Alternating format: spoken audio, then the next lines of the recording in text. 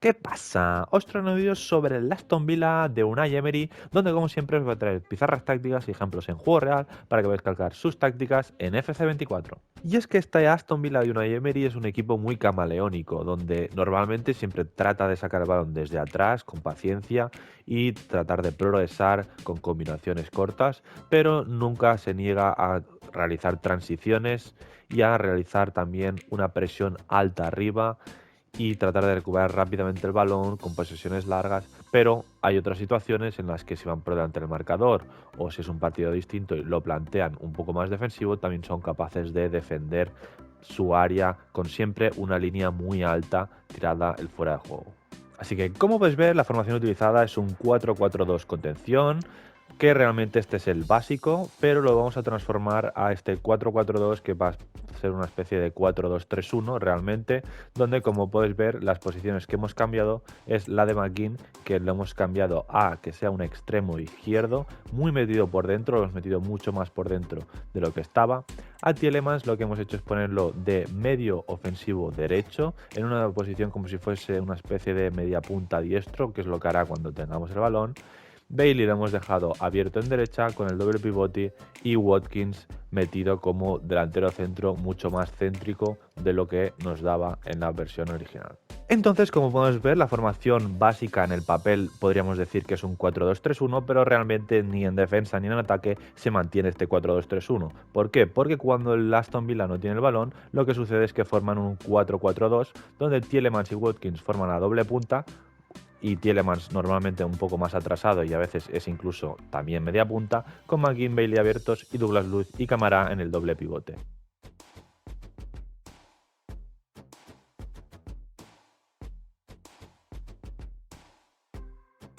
Pero lo que sucede cuando el Aston Villa recupera el balón es que se forma una especie de 3-2-5, 3-2-4-1, donde Digne, el lateral izquierdo, es el que gana altura y amplitud por banda izquierda y Konsa es el que se queda atrás, ya que también es un jugador, realmente es un central. Entonces con balón forman una línea de tres con Torres y Diego Carlos y Konsa, con el doble pivote Douglas Luiz y Camará, y haciendo un cuadrado con McGinn y Tielemans, que forman este cuadrado en el centro del campo con Watkins arriba del todo y Bailey abierto en derecha, que es el jugador que es realmente un extremo puro con 1 contra 1 y desequilibrio.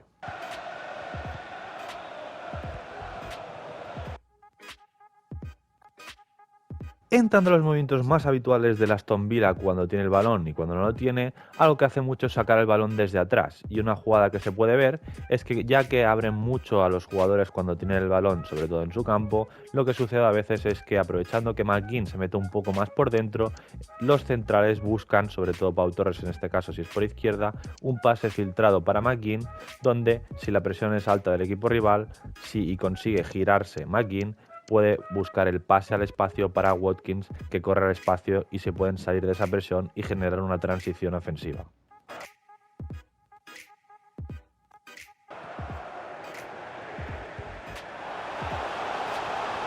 Cuando el equipo progresa un poco más ya a campo rival o en la línea del medio campo y está tocando con esta línea de tres formada por los dos centrales más Konsa, lo que a veces sucede es que aprovechando la sorpresa del lateral izquierdo por banda izquierda, mientras McGinn está por dentro, es que tocan desde derecha hacia izquierda, tocando poco a poco de lado a lado, y lo que hacen es que McGinn, aprovechando que se mete por dentro, llama la atención del lateral derecho del equipo rival y es Digne el que entra completamente solo por izquierda y puede meter un centro y generar una transición o una jugada peligrosa para su equipo.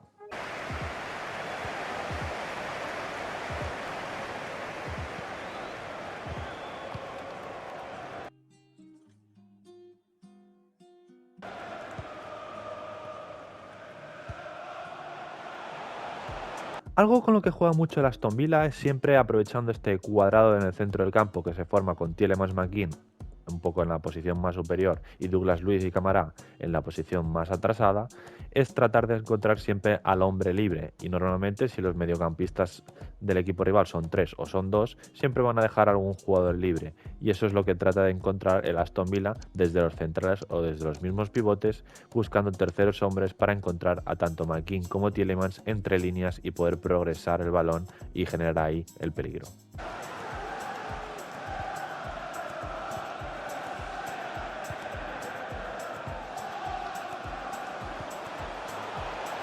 Y es que otro de los jugadores claves en este equipo es Bailey o Diaby, el que juega en ese momento, pero es el jugador más desequilibrante, el jugador que es realmente un extremo con 1 contra 1, y lo que sucede en muchas ocasiones es que cuando consiguen encontrar tanto a McGinn como a Tielemans entre líneas, lo que hace Bailey es que normalmente parte de una posición un poco más interior, no pegado en banda siempre, y hace una diagonal hacia adentro que le aprovechan sus compañeros para filtrarle un pase ahí y que él se pueda quedar en 1 contra 1 contra el portero o generar una jugada muy peligrosa.